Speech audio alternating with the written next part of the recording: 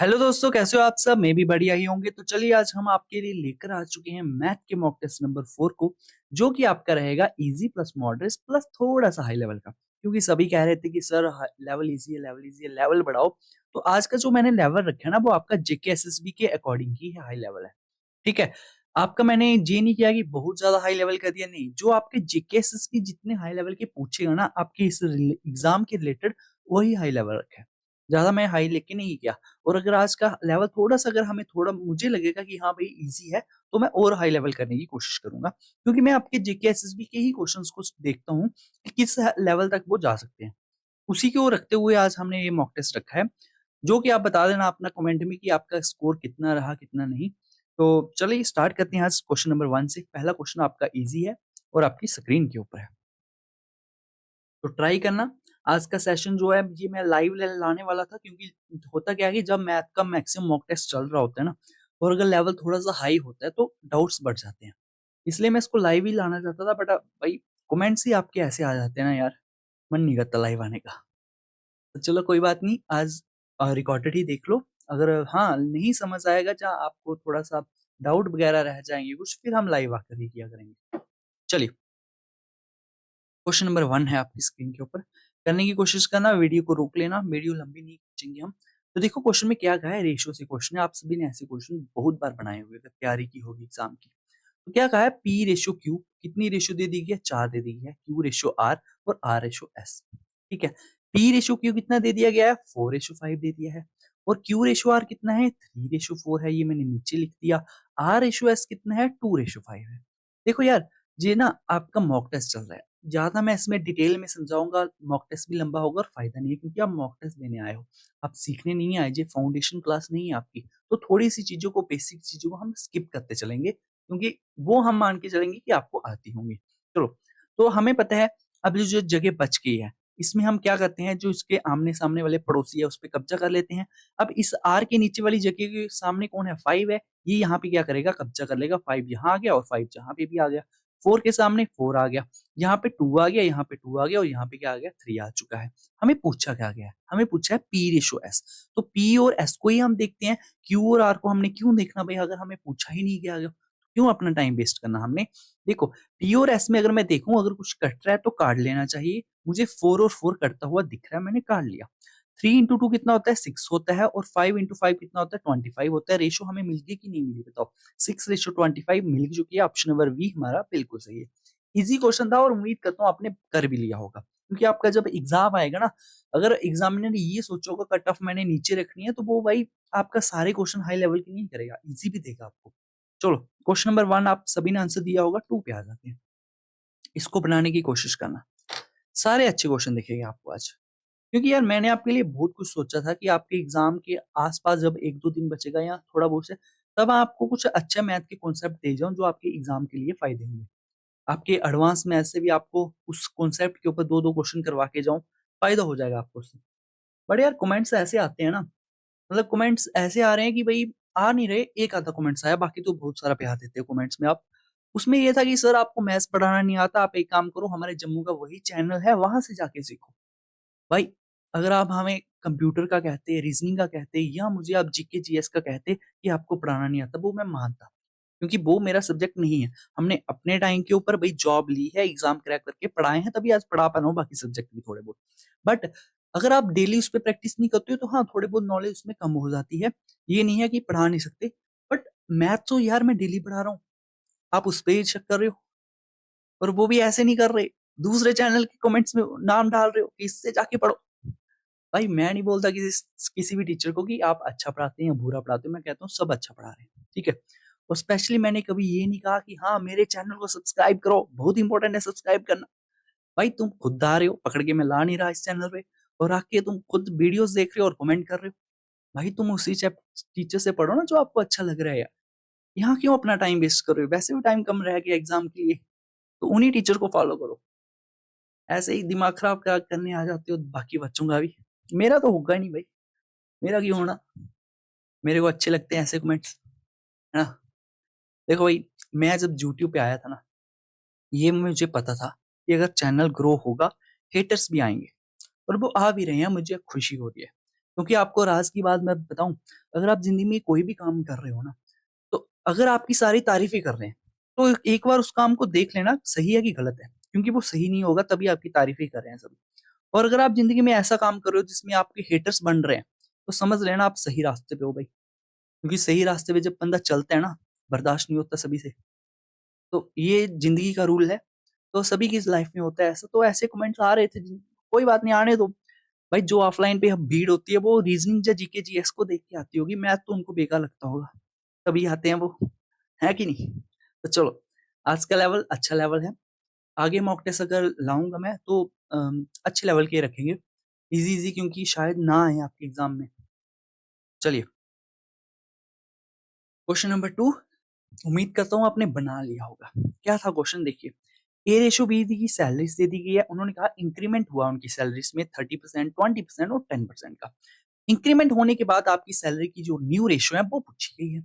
अब आपको पता है यार, 2 का अगर मैं 30% निकालूंगा ना भाई, थोड़ी सा टाइम वेस्ट हो जाएगा और हालत खराब हो जाएगी। तो ऐसा क्यों ना करूं, मैं इसको ऐसा नंबर मान लूं कि जिनका 30% निकालना इजी हो। मैं ऐसा कर लेता हूँ ना, 2 को 200 बना लेता हूँ, 3 को मैं 300 बना लेता हूँ, 4 को मैं वही 400 बना लेता हूँ। ऐसा कर लेता हूँ। अब मुझे पता है जब मैं 200 का 30% निकालूंगा वो कितना होगा। जीरो से जीरो काटूंगा, 3 2 60, 60 होगा कि नहीं होगा। 200 में जब मैं 60 का इंक्रीमेंट करूंगा तो मेरे पास कितना हो जाएगा, 260 हो जाएगा। रेशो 30 का मुझे क्या निकालना है, 20% निकालना है। मुझे पता है 30 का 20% 60 होता है। आप चाहो ऐसे कैलकुलेट कर सकते हो, ठीक है। 60 की इंक्रीमेंट जब होगी इसकी तो 360 हो जाएगा।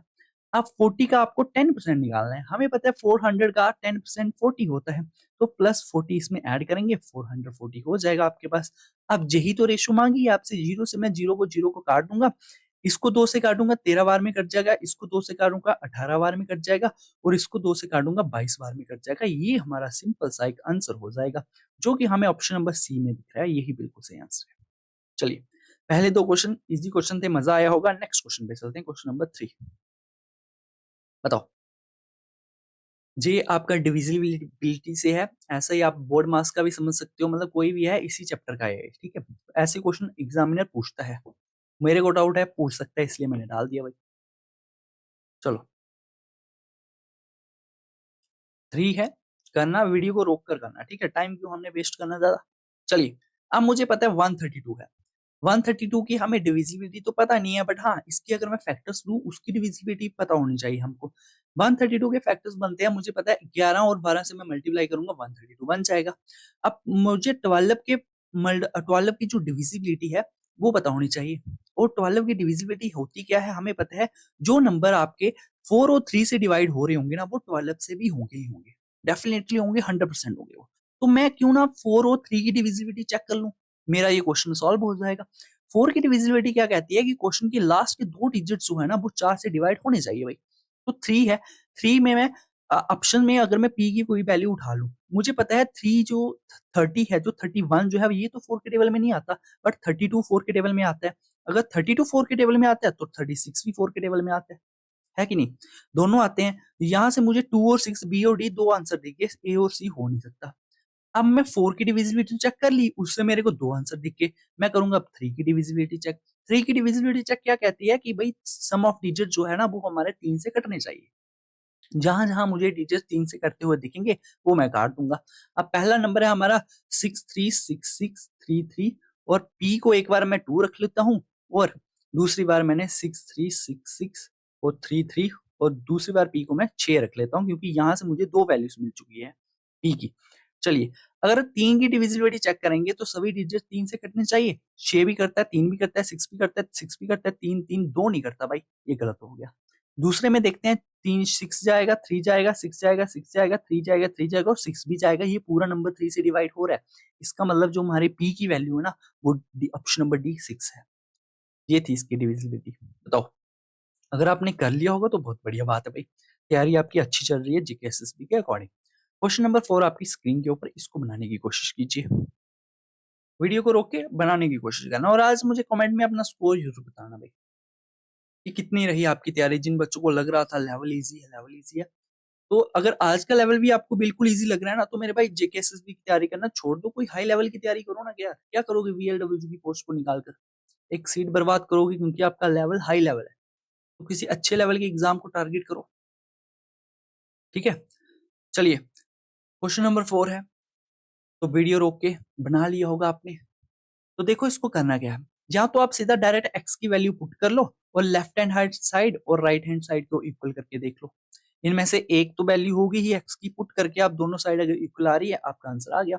उससे आपका थोड़ा सा टाइम वेस्ट हो सकता है, या तो आप फिर डायरेक्ट चल पड़ो, सीधा क्वेश्चन पे अटैक करो। तो मुझे पता है रूट को हटाने के लिए मैं क्या करूंगा, दोनों साइड स्क्वायर कर दूंगा, यहाँ पे भी स्क्वायर हो जाएगा और यहाँ पे भी स्क्वायर हो जाएगा। अब ये स्क्वायर इस रूट को काट देगा, तो यहाँ पे मेरी वैल्यू क्या मिली, 1 प्लस एक्स अपॉन 529 मिल गई। आगे देखिए 24 का स्क्वायर कितना होता है मेरे पास, 576 आ गया, और 23 का स्क्वायर 529 आ गया। अब इसको और सॉल्व कर लीजिए भाई। अगर आपको स्क्वायर की ट्रिक नहीं मालूम तो वो सीख लो, वो सिखा सकता हूँ अभी मैं। 24 का अब आपने स्क्वायर निकालना है, तो स्क्वायर की ट्रिक क्या होती है, सबसे पहले आपको ऐसे 3 सर्कल बना लेने हैं नीचे नीचे, ऐसे ऐसे करके भाई। ठीक है, ये तो आपको सर्कल बना के सिखा रहा हूँ, जब आप सीख लोगे ना कोई जरूरत नहीं है सर्कल बनाने की, डायरेक्ट आप स्क्वायर निकालोगे। आपने सबसे पहले क्या करना है, लास्ट की डिजिट का स्क्वायर करना है। 4 का स्क्वायर कितना होता है, 16 होता है। मैं लिखूंगा यहाँ 6, कैरी चला जाएगा बाहर। फिर आपने क्या करना है, दोनों डिजिट्स को मल्टीप्लाई करना है, 4 टू जा 8, और फिर इस 8 को इससे मल्टीप्लाई कर देना है जो स्क्वायर लगा है। 8 टू जा कितना होता है, 16 होता है, और 16 में ये प्लस 1 वाला कैरी 17 बन जाएगा, 7 यहाँ आ जाएगा, और हमारा एक कैरी बाहर चला जाएगा फिर से। और फिर हमने इस पहले डिजिट का स्क्वायर करना है, 2 का स्क्वायर कितना होता है, 4, और 4 में एक ऐड करेंगे 5 आ जाएगा, 576 मेरे पास आंसर मिल चुका है। ऐसे ही स्क्वायर करने होते हैं हर एक नंबर को। ठीक है, जो बड़े बड़े नंबर हो जिनका आपको स्क्वायर नहीं मालूम हो। तो इसको हम सॉल्व कैसे करेंगे, आपको पता है। अब मैं ऐसे कर सकता हूँ, 529 को इससे काटूंगा, यहाँ मल्टीप्लाई कर दूंगा। ठीक है, ये बन गई मेरी एक नॉर्मल से इक्वेशन। इक्वेशन भी नहीं बनी है ये, उसको सॉल्व करेंगे हम। क्या होगा, 529 plus X is equal to 576 बन जाएगा। एक्स की मेरे को यहाँ से वैल्यू निकालनी है, 576 माइनस 529 हम करेंगे। 9 से 6 जाने के लिए मैं 7 करूंगा, और फिर 53 से 57 4 आ गया, 47। ऑप्शन नंबर सी मेरे पास बिल्कुल सही आंसर है। बताओ, क्वेश्चन क्लियर है, इजी क्वेश्चन था, ज्यादा कोई हाई लेवल नहीं था। बट ये है कि जेकेएसएस में होता क्या है यार, जितने मैंने अभी क्वेश्चन पेपर आपकी स्टडी किए ना, आपको लैंग्वेज में उलझाएगा यार, वो कुछ नहीं करेगा। अब मैं जानबूझ के आपको हाई लेवल के क्वेश्चन पटकूंगा यहाँ पे आके, उसका फायदा है नहीं यार, टाइम वेस्ट होगा आपका।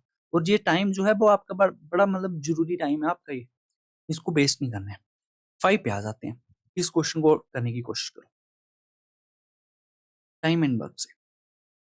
अच्छे लेवल की क्वेश्चन रखने की कोशिश की है मैंने, तो देख लो भाई, ये क्वेश्चन आपसे बनने चाहिए अगर आपने तैयारी की है, क्योंकि हाई लेवल इतना नहीं है ये, अभी तक तो नहीं आया, आगे देखते हैं। चलो, सो वीडियो रोक के बनाओ, जितना टाइम लेना है ले लो यार, क्योंकि लाइव तो मैं हूं नहीं कि मेरे को आंसर चाहिए चाहिए। तो देखो इसको क्या करना है, क्या कहा है इन्होंने, 3 man and 5 women together can complete A work in 6 days. मेरे पास क्या है, 3 मैंस है, प्लस मेरे पास क्या है, 5 वुमेन है। वो क्या करते हैं, किसी काम को 6 दिनों में खत्म करते हैं। ये भी आ गया मेरे पास, ओके। फिर उन्होंने कहा where as 4 man and 9 women, हमारे पास 4 मैन और 9 वुमेन क्या है, किसी काम को खत्म करती है 4 दिनों में। इंटू 4 आ गया मेरे पास। How many womens are required to do the same work in 7 days, आपको ये बताना है। सबसे पहले मैं यहाँ से मैन और वुमेन की रेशो निकाल, तो रेशियो निकालने के लिए आप क्या करोगे, देखो सिंपल सा सीधा मल्टीप्लाई कराओगे, 6 इंटू 3 करोगे कितना आ जाएगा, 18। 18 मैन आ जाएगा, और यहाँ से 4 इंटू 4 करोगे 16 मैन आ जाएगा। 18 में से 16 निकालोगे, 2 मैन आपके पास यहाँ पे मिल जाएगा। डायरेक्ट कैलकुलेशन को अवॉइड करने की कोशिश क्या करो, जैसे 6 को मैं 5 से मल्टीप्लाई करूंगा 30 वुमेन आ गया, और 9 से जब मैं 4 को मल्टीप्लाई करूंगा 36 वुमेन आ गया। मतलब 30 से 36 निकालूंगा तो मेरे पास 6 वुमेन मिल जाएगा। 2 से इसको काटूंगा 3 बार में, मैन अपॉन वुमेन की जो रेशो मिल जाएगी वो 3:1 मिल जाएगी। अब जो पूछा है क्वेश्चन में वही करेंगे हम।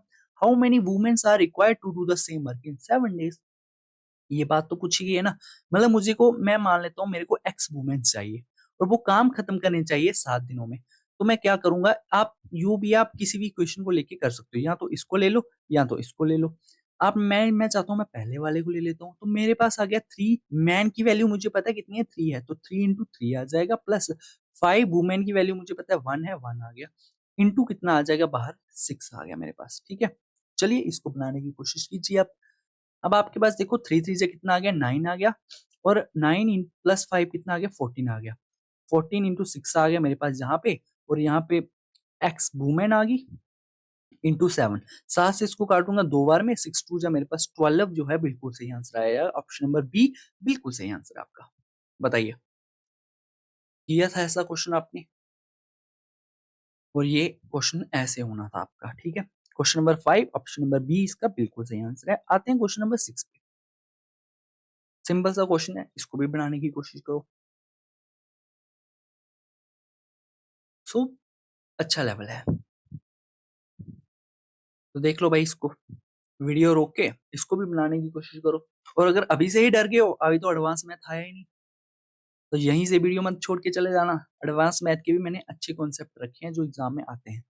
चलिए, क्वेश्चन में क्या पूछा है कि अजय क्या करता है, 18 ऑरेंज खरीदता है, वो भी 90 रुपए में। हम मान लेते हैं ऐसे प्राइस हमारे पास ये है, मैं लिख लेता हूँ आर्टिकल मेरे पास यहाँ पे। क्योंकि देखो यार, ऐसे क्वेश्चन को ना मैं बिल्कुल टाइप वाइज चलता हूँ, पढ़ाता भी बड़ा धीरे धीरे हूँ, बट ये मॉक टेस्ट है यार, इसमें अगर हम टाइम वेस्ट करेंगे ना, फायदा कोई होगा नहीं। तो अभी चैप्टर वाइज नहीं पढ़ रहे आप, अगर चैप्टर वाइज पढ़ रहे होते तो बिल्कुल डिटेल में 3 4 4 ऐसे क्वेश्चन रख के टाइप वाइज पढ़ाने में मजा आता है, और उससे कभी चीजें दिमाग से निकलती नहीं है।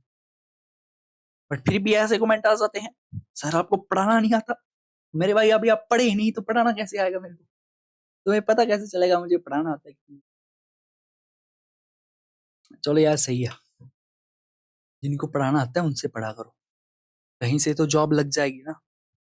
चलिए, क्या कहा है, ऐसा हमने बना लिया। हमें क्या कहा गया है कि अजी क्या करता है, 18 ऑरेंज खरीदता है, वो भी 90 रुपए में। आर्टिकल कितने खरीदे, 18, कितने रुपए में, 90 रुपीज में। 90 आ गया मेरे पास प्राइस यहाँ पे। फिर उसने क्या किया, बेच दिए कितने, 15 आर्टिकल्स। 15 आर्टिकल्स बेच दिए, वो भी कितने, 105 रुपए में। ये मेरे पास आ गया। उन्होंने पूछा find the percentage of his gain, बताइए, उसकी प्रॉफिट की परसेंटेज पूछी गई। तो कैसे करोगे आप इसको, ऐसे क्वेश्चनों में ना मैं तो हमेशा ऐसा एक काम किया करो, जब भी ऐसे क्वेश्चन आएंगे तो चांसेस है आज के सारे क्वेश्चन इंपॉर्टेंट है आपके। अगर नहीं पढ़े होंगे इस टाइप के क्वेश्चन तो यहाँ से सीख के चले जाना। बस ये कि छोड़ना मत, टाइप सारे इंपॉर्टेंट है आपकी। क्या कहा है उन्होंने कि इतने 18 आर्टिकल खरीदता है 90 रुपए में, और 15 वेच डालता है 105 में। हमेशा एक काम किया करो, आर्टिकल्स को बराबर कर दिया करो। अगर आर्टिकल्स आपके बराबर नहीं होंगे ना, आप निकाल नहीं पाओगे। तो मुझे आर्टिकल्स अपने बराबर करने हैं, तो मैं क्या करूंगा, 15 और 18 का एलसीएम ले लूंगा। वो मुझे पता है 190 होता है, 190 नहीं 90 होता है, क्योंकि 180 का हाफ कितना होगा, 90 होगा। मुझे पता है 18 और 15 का एलसीएम कितना होता है, 90 होता है। तो मैं 18 को 5 से मल्टीप्लाई करूंगा, 15 को 6 से कर दूंगा, मेरे पास 90 बन जाएगा। अगर यहाँ 5 से मल्टीप्लाई किया है तो यहाँ भी करना पड़ेगा, अगर यहाँ 6 से मल्टीप्लाई किया नीचे तो यहाँ भी 6 से करना पड़ेगा। ठीक है, तो यहाँ पे क्या हुआ, ये हमारी मल्टीप्लाई होगी। हुआ क्या, पूछा क्या गया, find the percentage of his gain, मतलब ये हमारा कॉस्ट प्राइस है, ये जो प्राइस कॉस्ट प्राइस है ये हमारा सेलिंग प्राइस है, हमें यहाँ से प्रॉफिट परसेंट निकालना है।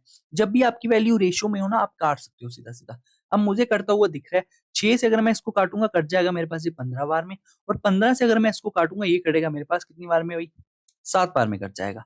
तो मेरा कॉस्ट प्राइस क्या था, 5 था। सेलिंग प्राइस क्या है, मेरे पास 7 है। प्रॉफिट कितने का हो रहा है मेरे को, 2 का हो रहा है। किस पे हो रहा है, 5 के ऊपर हो रहा है, इंटू मैं कर दूंगा 100। 5 से इसको काटूंगा मैं 20 बार में, और 20 इंटू 20 40%, मेरे पास बिल्कुल सही आंसर आएगा इसका, option number D. Easy question था। उम्मीद करता हूँ क्वेश्चन आपको समझ आ गया होगा। अगर आपने ऐसी टाइम नहीं पढ़ी होगी तो ऐसे क्वेश्चन एग्जाम में आने के चांसेस होते हैं, तो हमेशा अपने आर्टिकल को बराबर कर लिया करो, आंसर आ जाएगा। चलते हैं क्वेश्चन नंबर 7 के ऊपर। क्या कहा है, there is a 50% discount on 8 shirt, mark 10 rupees इतने का, how many shirt can be what with rupees इतना, भाई बताओ। लॉजिकल क्वेश्चन है आपका ये, है कि नहीं।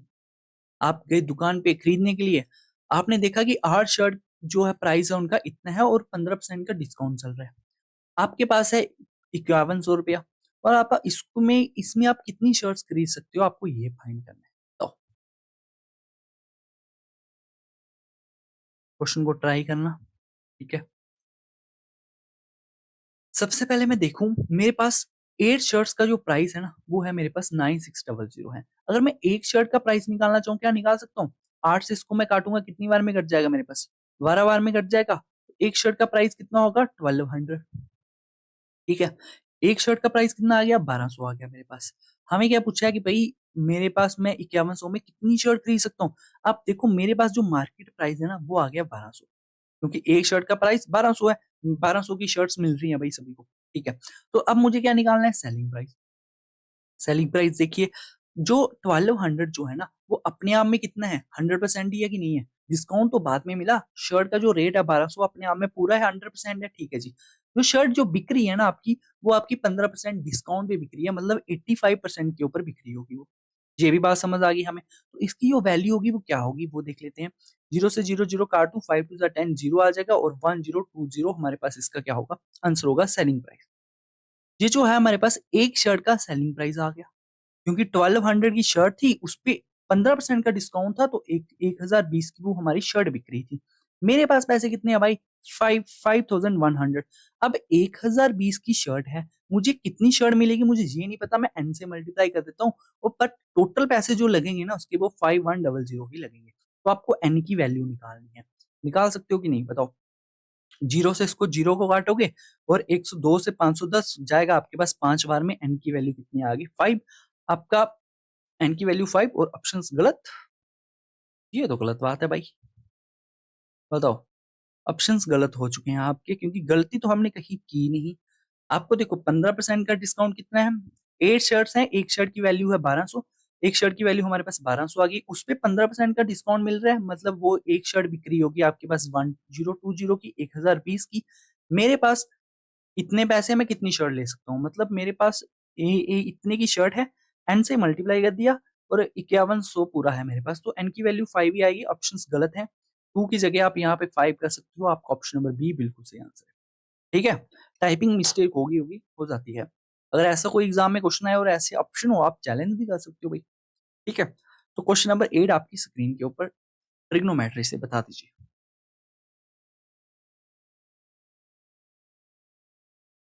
ट्रिग्नोमेट्री से क्वेश्चन आ गया भाई, बताओ।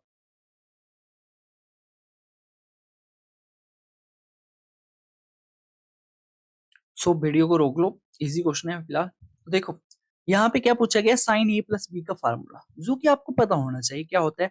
Sign A cos B plus cos A sine B. और डिवाइड किससे किया गया है, डिवाइड किया गया आपका साइन ए कॉस बी से। अब जी देखो, ये मेरा साइन ए कॉस बी है, वो ऊपर वाले साइन ए कॉस बी को भी डिवाइड कर रहा होगा, और ऊपर वाले कॉस ए साइन बी को भी डिवाइड कर रहा होगा। तो मैं इनको सेपरेट सेपरेट लिख लूं, sine A cos B divided by sine A cos B, plus मेरे पास ये आ गया cos A sine B divided by sine A cos B. ठीक है, अब ये आपको पता है सीधा सीधा कट जाएगा, यहां से मिल जाएगा मेरे को 1, और 1 प्लस। अब यहाँ आप देख सकते हो 1 प्लस, आप इसको सेपरेट अगर लिखना चाहो ना थोड़ा ऐसे करके, कॉस ए अपॉन साइन ए क्या होता है मेरे पास, कॉट ए।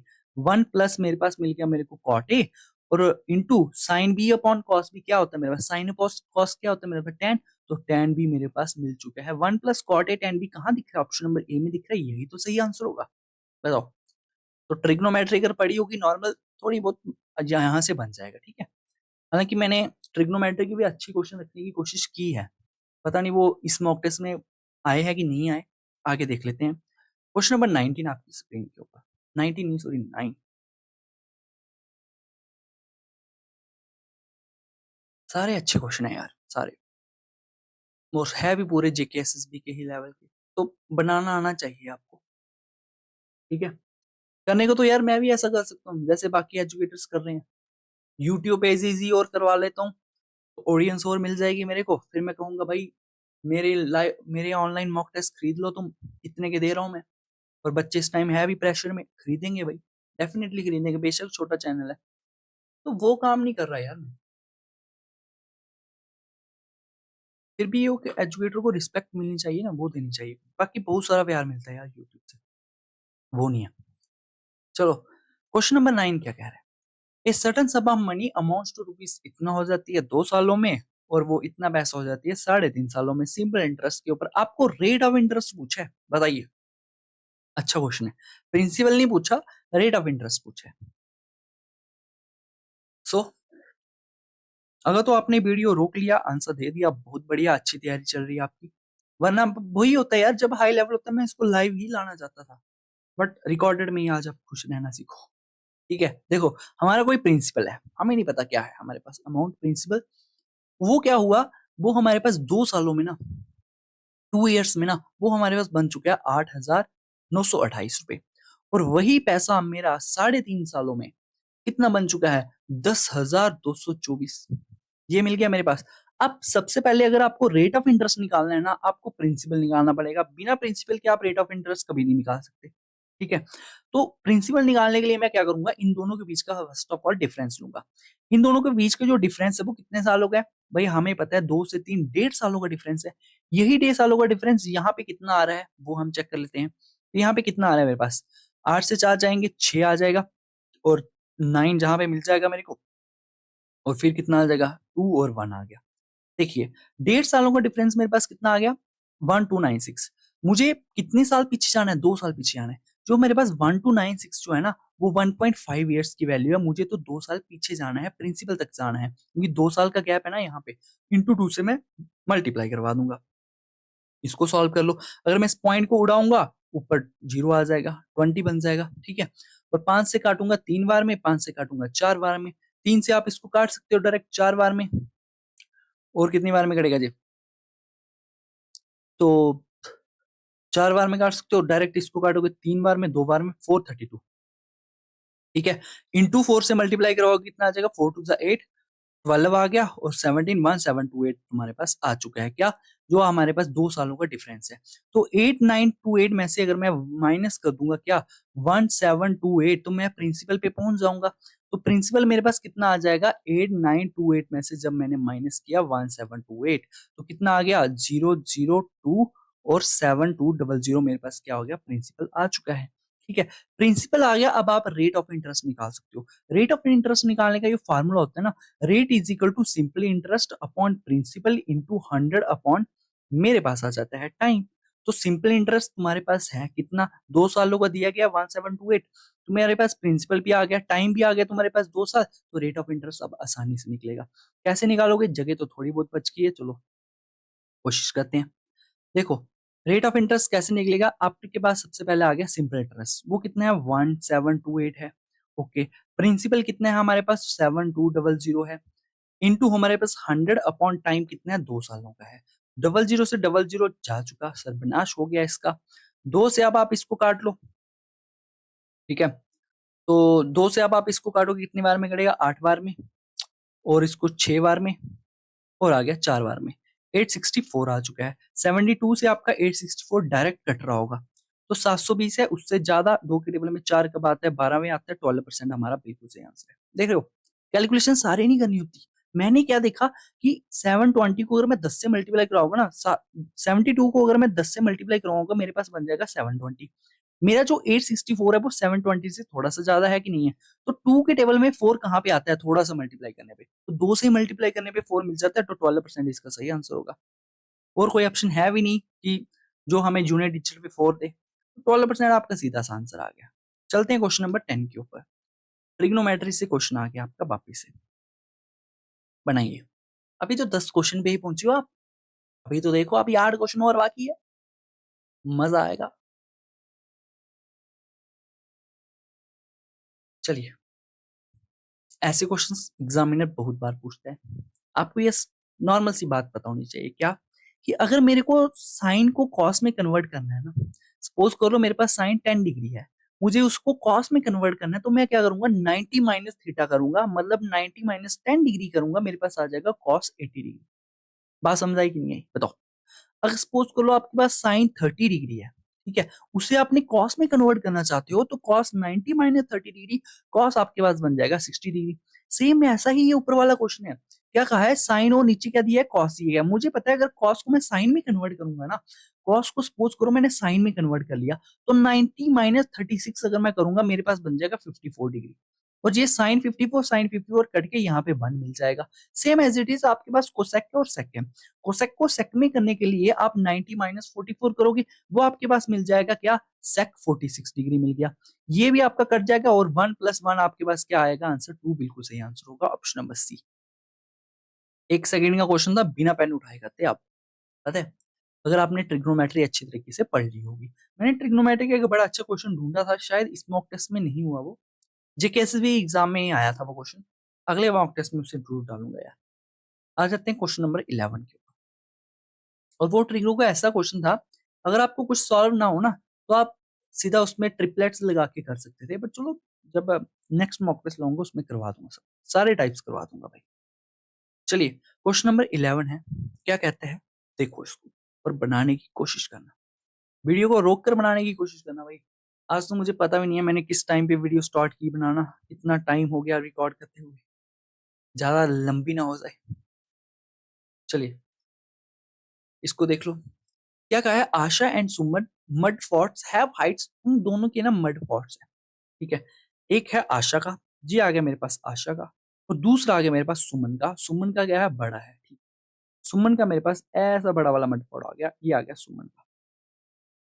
आशा के जो मड फोर्ट की हाइट है वो है 9 सेंटीमीटर, और सुमन के मड फोर्ट की हाइट है 16 centimetre. Okay, if the four tops are at the 25 centimetre apart, जो दोनों के टॉप की जो डिस्टेंस है ना, वो है भाई साहब 25 सेंटीमीटर की। ओके, आपसे क्या पूछा गया, then the distance between two forts, इन दोनों के बीच का डिस्टेंस आपको पूछा गया, इसी एक्स की इसी एक्स की वैल्यू पूछी है। गला सूख गया मेरा, पानी भी लो आप भी।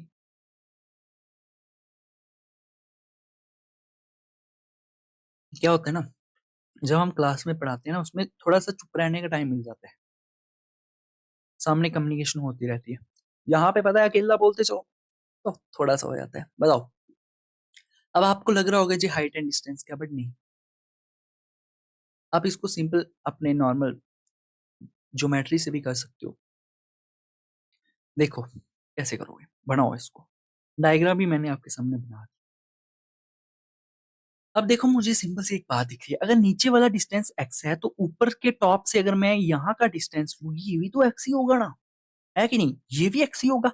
अब देखो, ये टोटल बड़ा वाला जो सुमन का जो मड हाउस है, उसकी हाइट है 16 सेंटीमीटर, आशा वाले की है 19, तो ये छोटे वाले की भी क्या होगी, 9 ही होगी।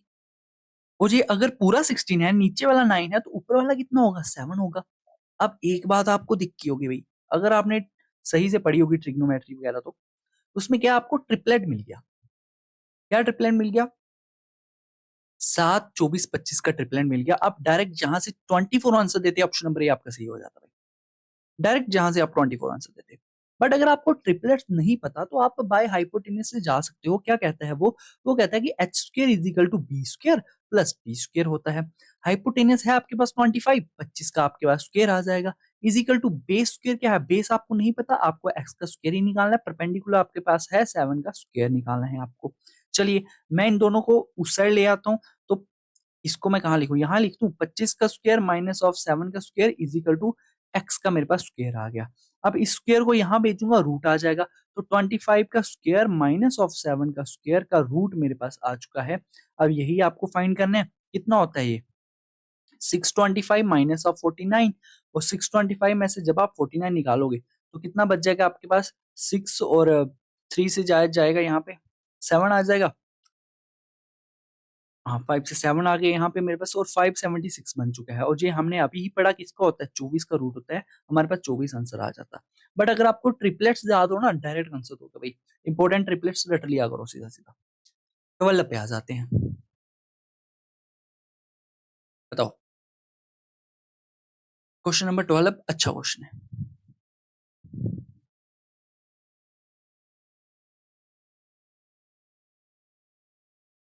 वीडियो रोक के अगर आपने बना ली अच्छी बात है भाई, अगर नहीं बनाया तो देख लेते हैं। टू टेंजेंट्स हैं सर्कल के, जिनका रेडियस दिया गया क्या, 3 सेंटीमीटर। एक सर्कल है हमारे पास, ठीक है, इस प्रकार से एक सर्कल है, उसके दो टेंजेंट्स हैं। अब वो दो टेंजेंट्स क्या है, इंक्लाइंड हो रहे हैं इच अदर को, मिल रहे हैं आगे जाके, ठीक है।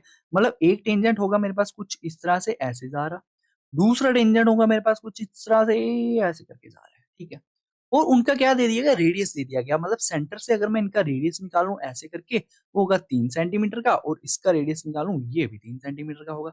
ओके, और उनका जो एंगल दे दिया गया, वो दे दिया गया मुझे कितना, 60 डिग्री, 60 डिग्री हमारे पास क्या आ गया, एंगल आ चुके हैं, ठीक है। हमें पूछा है length of the each tangent की क्या होगी। आपको लेंथ बतानी है बस, सिंपल सी तो बात है। आपको एक बात पता होनी चाहिए, यहाँ पे भी टेंजेंट सर्कल को टच करते हैं ना, वहां पे 90 डिग्री का एंगल बनता है, तो ये भी 90 डिग्री का, ये भी 90 डिग्री का। अब तो बना लो, क्या है? बताइए। और सिंपल सी बात और इजी करना हो तो देखो, 60 डिग्री का एंगल बना रहे हैं ना, यहां से अगर आप लाइन ड्रा करते हो ना, ये आधे आधे भाग में काट देती है इसको। अगर ओवरऑल 60 था, जो ये छोटा एंगल 30 डिग्री का होगा, ये भी 30 डिग्री का होगा। अब तो बना देना भाई। पुराने मॉक टेस्ट में मैंने आपको सिखाया है, जब भी आपको राइट एंगल ट्राइंगल बनती मिले 30, 60 और 90 की, तो आपने क्या करना, अब टेंजेंट वाले बच्चे वो ट्रिग्नोमेट्री वाले बच्चे आ जाएंगे, सर हम इसको टेन से नहीं कर सकते, बिल्कुल कर सकते हो यार।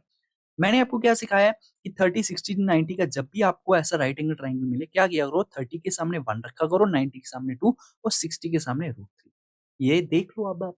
अब मुझे पता है क्या, 30 यहाँ पे है, नीचे वाले मैं देख लेता हूँ टेंजेंट को, 30 यहाँ पे बन रहा है, इसके सामने वाला कौन है, ये 3, तो मतलब 1 की वैल्यू क्या है, 3 है।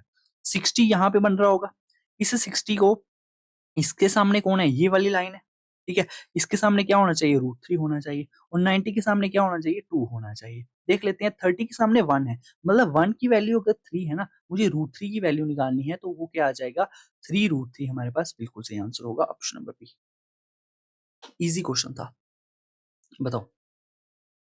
तो यही है, मैंने आपको मॉक टेस्ट में हर एक टाइप्स ना पढ़ा देनी थी यार, देनी थी, क्या पढ़ाऊंगा अभी भी। ठीक है, चलो क्वेश्चन नंबर 13, वापिस से ऐसा क्वेश्चन, अच्छा क्वेश्चन, सारे क्वेश्चन अच्छे रखे हैं, ताकि आपको main main important types cover हो जाए सारे के सारे।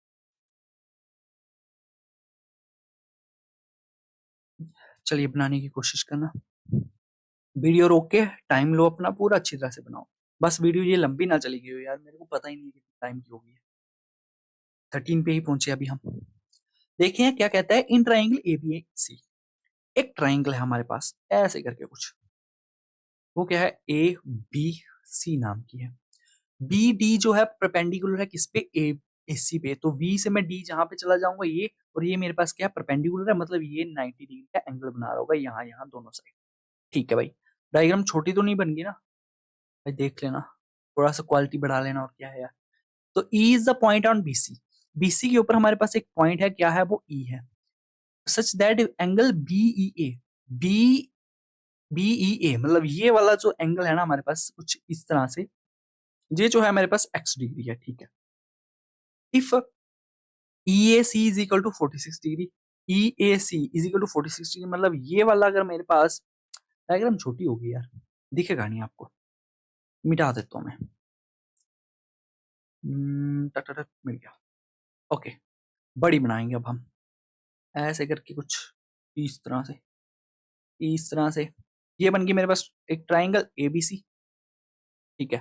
बीडी जो है परपेंडिकुलर है ऑन एसी पे, लो जी, बीडी परपेंडिकुलर आ गया एसी पे, मतलब यहाँ पे भी 90, यहाँ पे भी 90 बन रहा होगा। पॉइंट ई जो है वो बीसी पे है कहीं पे, ठीक है। अगर हमने इसको कनेक्ट किया, पेन टैप पे ना हाथ हिल जाता है यार, थोड़ा सा लाइन टेढ़ी बन जाती है। चलिए, और ये एंगल जो होगा, इन्होंने क्या कहा, एक्स डिग्री का होगा, एक्स डिग्री का बन गया। इन्होंने कहा if E A C is equal to 46 degree, E A C is equal to 46, मतलब अगर ये वाला आपके पास 46 डिग्री है, and angle E B D, अगर ये वाला एंगल मेरे पास कितना है, 60 डिग्री है, आपको फाइंड करना है एक्स की वैल्यू, तो फाइंड कीजिए, बताओ। इजी क्वेश्चन है, बहुत ज्यादा है। अगर स्टार्टिंग में क्वेश्चन को नहीं बनाया था तो अभी रोक के बना लो, अभी तो पता चल गया होगा आपको। सिंपल सा क्वेश्चन है कि नहीं। अगर हम इस ट्राइंगल को देखें ऊपर वाली, ठीक है, ये यहाँ पे बन रहा है आपका 90 का, यहाँ पे 46, आपको पता है सम ऑफ इंटीरियर एंगल्स कितना होता है, 180 डिग्री होता है कि नहीं होता। अब ये मैं उसको बताना चाहूंगा जिसने कमेंट किया था कि sir one sum of interior angle 160 कैसे हो गया, मेरे दोस्त 180 होता है, 160 नहीं होता, ठीक है।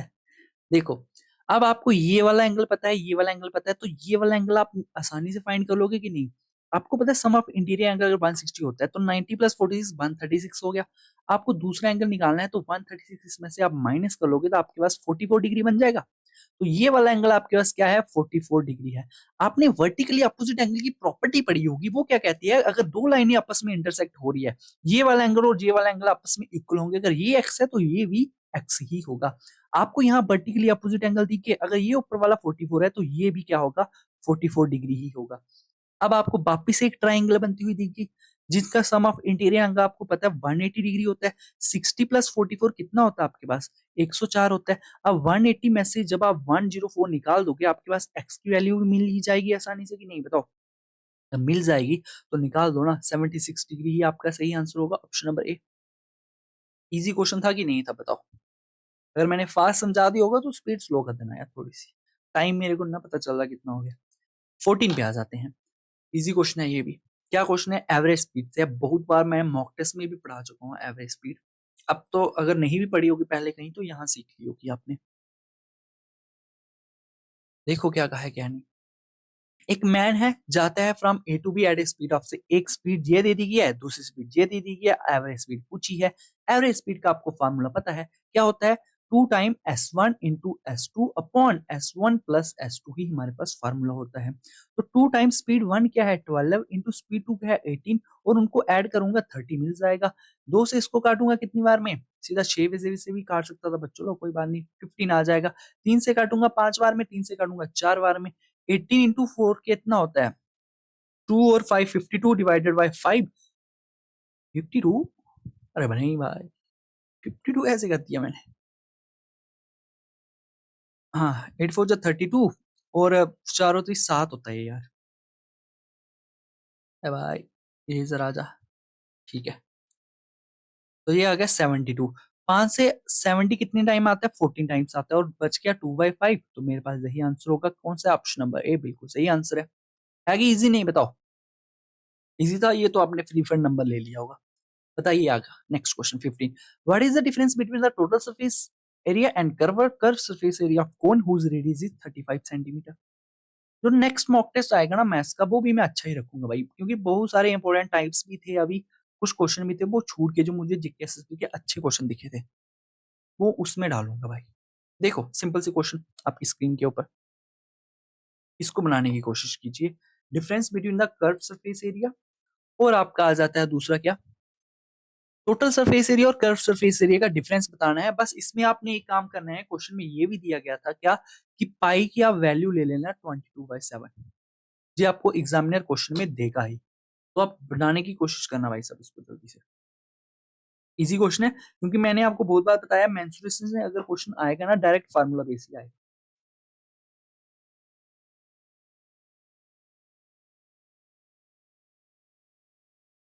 चलो देखते हैं। हमें पता है टोटल सरफेस एरिया और कर्व सरफेस एरिया का हमें क्या लेना है? डिफरेंस लेना है। टोटल सरफेस एरिया ऑफ कौन क्या होता है? Pi R into L plus R. और इसी का ही डिफरेंस लेना है किसके साथ? कर्व सरफेस एरिया ऑफ कौन के साथ, मतलब पाई आर एल के साथ मुझे डिफरेंस चाहिए, बस इतनी सी बात कही है भाई। आप क्या करोगे? पाई आर कॉमन ले लो आप। अंदर क्या बच गया? L plus R minus of L. L से एल चला गया, बचा क्या? पाई आर स्क्वायर बच गया है आपके पास। पाई की वैल्यू लेनी थी आपने 22/7 इंटू रेडियस दिया गया आपके पास 35 इंटू आ गया आपके पास क्या? 35। 7 से काटोगे 5 बार में कट जाएगा आपका सीधा का सीधा। तो अब मल्टीप्लाई कर लीजिए आप। 5 टू 10, और तो 110 इंटू 35 आपके पास आ गया है। 11 के मल्टीप्लीकेशन का रूल आपको पता होना चाहिए। 5 और 5 प्लस 3 8, और 3 आ जाएगा सीधा 3850 हमारे पास क्या होगा? बिल्कुल सही आंसर होगा ऑप्शन नंबर ए का। ठीक है, बताओ। डायरेक्ट फार्मूला बेस्ड क्वेश्चन था और मेंसुरेशन से आना था, बस आपको फार्मूले पता होने चाहिए। आ जाते हैं नेक्स्ट क्वेश्चन आपका एजिस से, क्वेश्चन नंबर 16। निकालो भाई इसको। क्या कहा है? The present age of husband and wife is in the ratio 5:4। After 6 years their ages will be, इस रेशियो में आ जाती है, at the time of their marriage. वो पूछी गई है, वो रेशियो दी गई है 4:3। How many years ago were married? कितने साल पहले वो शादी किए होंगे? है कि नहीं? आपके भी सपने होंगे, डीएलडब्ल्यू का एग्जाम क्रैक करेंगे सर, फिर हम जाएंगे पेरेंट्स से बात करेंगे, मम्मा शादी करनी है। पता है बिना जॉब के जाओगे तो निकाल दिए जाओगे, जॉब लेने के बाद जाओगे। बट भाई कभी कभार ऐसा भी होता है जॉब लेने के बाद भी बात नहीं कर पाते हो आप। पता है, होता है भाई। चलिए, क्वेश्चन नंबर 16 क्या कह रहा है देखते हैं। हस्बैंड और वाइफ का रिलेशन दिया, हस्बैंड आ गया और ये हमारी वाइफ आ गई, हमारी नहीं, क्वेश्चन किया क्या कहता है सुनिए। प्रेजेंट एज दी गई है हस्बैंड और वाइफ की कितनी? 5:4 दे दी गया। 5:4 जो है ना वो प्रेजेंट एज है इस टाइम की। ठीक है। इन्होंने क्या आफ्टर 6 ईयर, मतलब 6 साल के बाद अगर मैं जाऊंगा ना, उनकी जो एजेस होगी ना वो किस रेशो में आ जाएंगी, 6:5 में आ जाएगी। Okay. At the time of their marriage their ratio will be 4:6। Marriage के टाइम पे उनकी जो रेशो है वो 4:3 थी। इस टाइम पे, मैरिज के टाइम पे, पीछे टाइम पे, how many years ago they were married, इसी ईयर्स की वैल्यू आपको पूछी है, एक्स की वैल्यू पूछी गई है। ठीक है। करो इस क्वेश्चन को, आपके सामने पूरा चार्ट बना के रख दिया मैंने, बनाइए। सबसे पहले एक बात हमेशा याद रखनी चाहिए क्या, कि अगर आपका और आज आपके भाई का जो एज का डिफरेंस है वो आज के टाइम पे 5 साल है ना, तो 10 साल बाद भी आपका डिफरेंस 5 साल ही रहेगा, 20 साल बाद भी आपका डिफरेंस 5 साल ही रहेगा। मतलब जो डिफरेंस है ना वो कभी चेंज नहीं होता। अब जैसे प्रेजेंट में 5 और 4 के बीच 1 यूनिट का डिफरेंस है, 6 साल बाद भी 1 यूनिट का ही रहा, तो हमने इसमें चेंज नहीं किया, हमने कहा भाई बिल्कुल सही बात है, 1 यूनिट का डिफरेंस, क्वेश्चन ने सही दिया। उन्होंने पूछा है कितने साल पहले, कितने साल पहले में भी उनका क्या था, एज का डिफरेंस क्या था, 1 यूनिट ही था। मतलब अगर डिफरेंस सेम नहीं होता ना हमें करना पड़ना था, बट डिफरेंस सेम है, तो देख लेते हैं 5 से कितने जोड़े कम हुआ। देखो 6 साल बाद मतलब 5 से कितना हो गया, 1 यूनिट की इंक्रीमेंट हुआ, तो 5 से 1 साल, 6 साल बाद मतलब 1 यूनिट बढ़ा। 1 यूनिट जो है वो आपका 6 साल में बढ़ता है, तो आपको पीछे ही तो जाना है, 5 से 1 यूनिट माइनस ही तो करना है, तभी आप 4 पे पहुंचोगे। तो वही बात आ गई आपके पास, 1 यूनिट की अगर वैल्यू 6 साल है, तो 5 से 4 जाने के लिए भी आप पीछे 6 साल पहले ही जाओगे। तो आपका जो आंसर होगा वो 6 ईयर्स ही होगा, 6 साल पहले ही उनकी शादी हुई होगी। ठीक है। अगर इनके बीच का रेशो का डिफरेंस सेम नहीं होता ना, फिर हमें सेम करना पड़ना है, क्योंकि रेशो जो होती है एजिस की वो कभी चेंज होती ही नहीं है, डिफरेंस आपका कभी चेंज होगा ही नहीं। 17 पे आ जाते हैं। क्वेश्चन आपकी स्क्रीन के ऊपर। आज सारे एडवांस मैथ से अच्छे क्वेश्चन रखे थे मैंने एग्जाम रिलेटेड, वो भी 17 क्वेश्चन देखते हैं क्या है, वीडियो रोक के सॉल्व कर लो भाई। ठीक है। क्योंकि ये सब आपने एडवांस मैथ तो पढ़ा ही होगा, नहीं पढ़ा है तो important important types mock test नहीं पढ़ लो भाई, जहां से भी आप देख रहे हो, मैं नहीं कहता यहाँ से देखो, जो अच्छा टीचर है वहां से देख लो तुम। ठीक है। क्या कहा है, ट्राइंगल पी क्यू आर है और एस क्यू आर है, आर बोथ आइसोस्केलर ट्राइंगल है ऑन ए कॉमन बेस, भाई देख लो, मेन बात कह दी इसने क्या, एक ही बेस के ऊपर बनाए गए हैं, और वो बेस भी है क्या हमारे पास, क्यू आर है। मतलब कि एक बेस मैं ले लेता हूं ऐसे करके, ये क्यू है और ये आर है, इसी पे ही दो ट्राइंगल्स बनी है, such that P and S lie on the same side of Q are.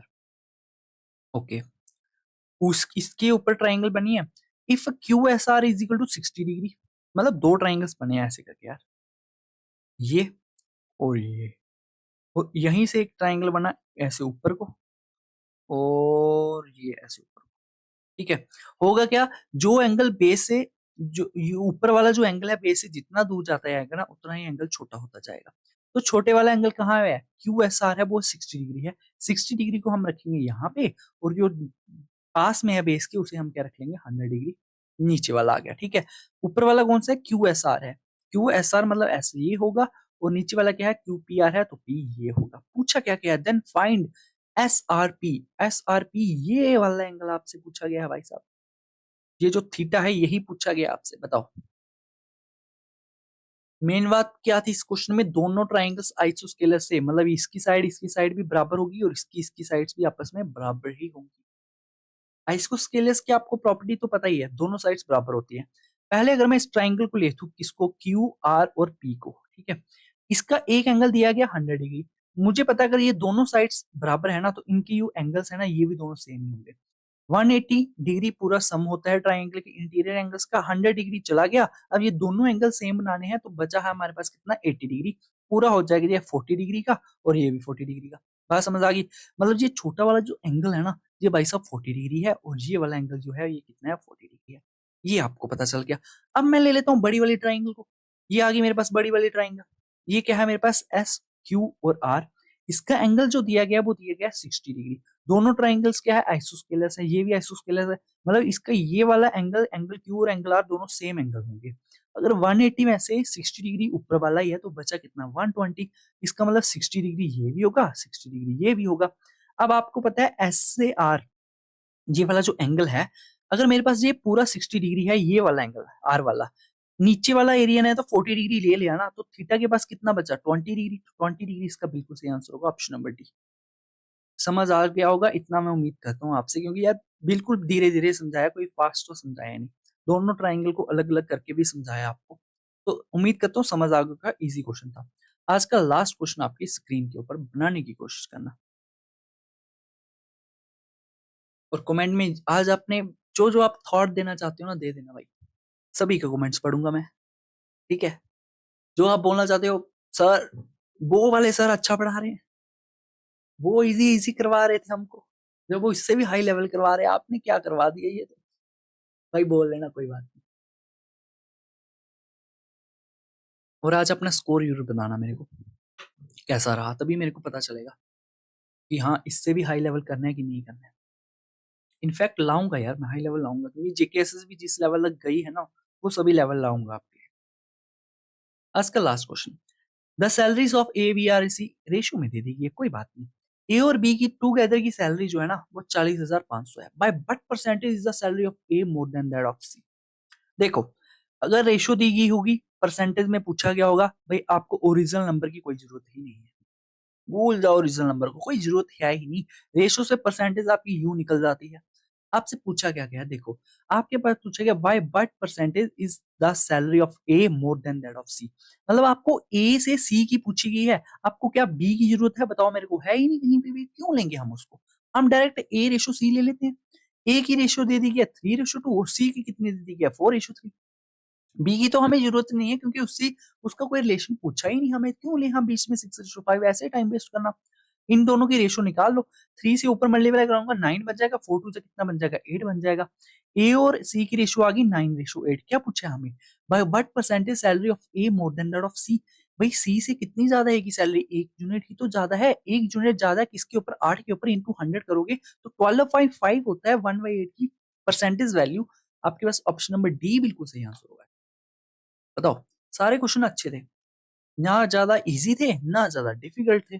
बढ़िया कि मज़ा आया होगा आपका, तो जिन बच्चों के लेवल अच्छे थे मैथ्स में, वो अच्छा स्कोर करके होंगे आज के मॉक टेस्ट में। तो कमेंट्स में सब कुछ बताना, ज़रूर बताना, कैसा लगा आपको मॉक टेस्ट, कैसा नहीं। बाकी लाइव हो सकेगा पॉसिबल तो लाइव भी लेकर आ जाएँगे ये सभी सब्जेक्ट के। ठीक है? तो मिलते हैं किसी नई वीडियो के साथ, तब तक के लिए बाय-बाय।